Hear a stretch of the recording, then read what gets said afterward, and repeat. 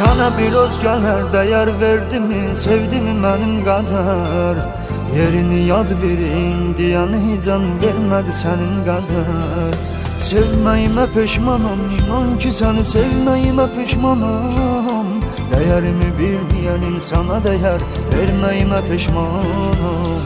Verməyimə peşmanam. Qisasını aldın mı? Söylə rahat oldun mu?